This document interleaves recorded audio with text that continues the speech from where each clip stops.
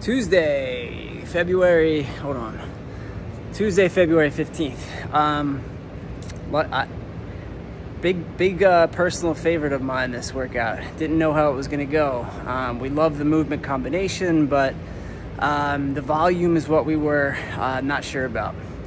And maybe not for the reasons that you're thinking. Let me explain. I think it ended up being the exact perfect volume.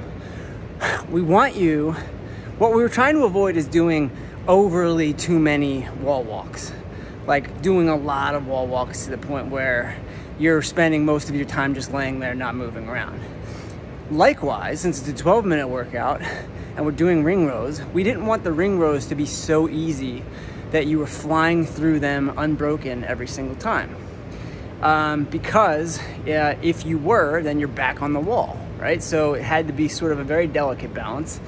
And I think we found that with the exact 3 and 9 number that we came up with, at least based on the experience that I just had.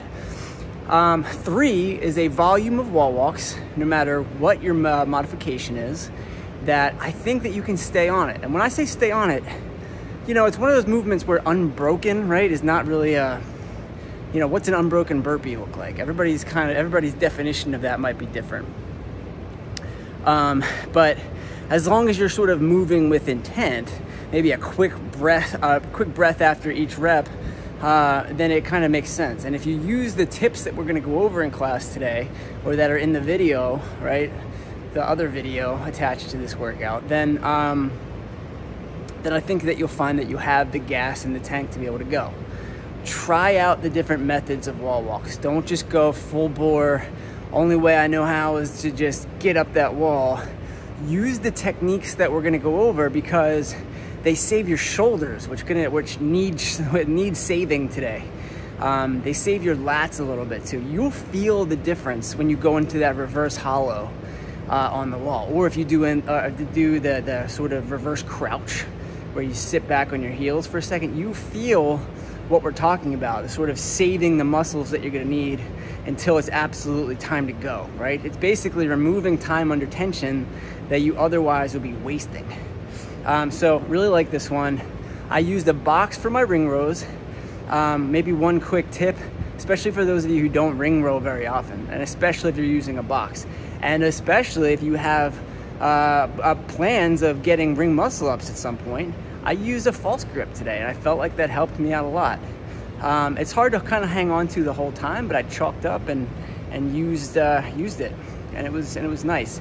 I didn't need to break up the sets until my round 5 or 6, and I thought that was kind of exactly what we were looking for.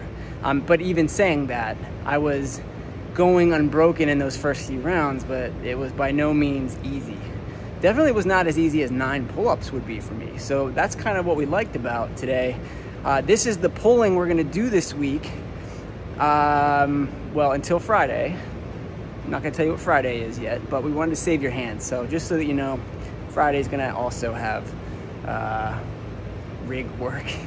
I'm slowly but surely revealing what Friday's workout is. If you watch these videos, you probably already know.